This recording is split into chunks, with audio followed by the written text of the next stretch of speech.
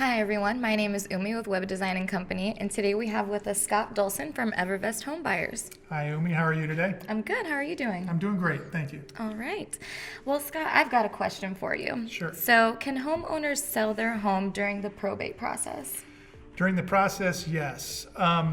So I guess first off, I think there's probably some people out there that don't know what probate is and kind of what the difference between that and other things are. So probate would be when, let's say someone were to pass away that owned a property. They didn't have a trust, so a living trust, revocable living trust, anything like that, and they had not filed what's called a beneficiary deed with the recorder of deeds, which would transfer ownership based on their passing. So when they don't have that, probate is basically the courts have to determine that person that passed, their assets and where their assets get distributed. Oh, wow. And based on the amount of assets that they have, it's going to either be a small estate probate or a large estate probate. And I think the value is about $40,000. So if their assets are less than 40, it's small. If they're more than 40, it'd be more of a full-fledged probate. And they're handled differently. I'm not an attorney by any means, but I do know that they're handled differently. When they get to a certain stage of the probate process, they have what's called the personal representative has been basically assigned by the courts, I think. I think it's the courts that actually assign that person. So that's usually going to be a family member, something like that, that's going to help that process for that sale. But the court's going to usually do an appraisal of the property, say the property's worth X number of dollars.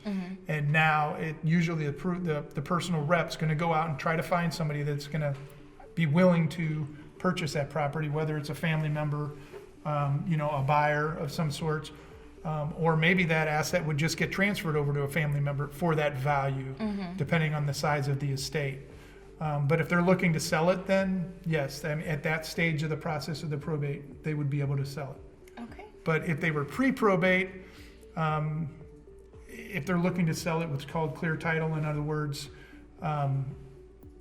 there's not any tainted title on it, they would need to go through that process first.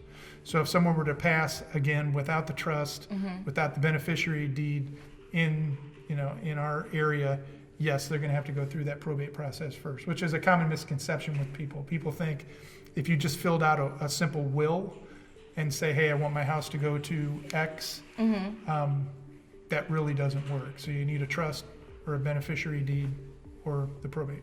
Okay. That answers my next question. I was going to ask, if you were put in a will, does that affect anything on that probate period? So you're saying no, you need both? I've never personally been through the actual probate process myself. Okay. So I'm not sure if a judge uses that as a benchmark to kind of determine where assets go. So honestly, I can't answer that question specifically. Okay. A will does address certain assets, I think, but larger assets like a house, they're just going to have to go through the process. Got it.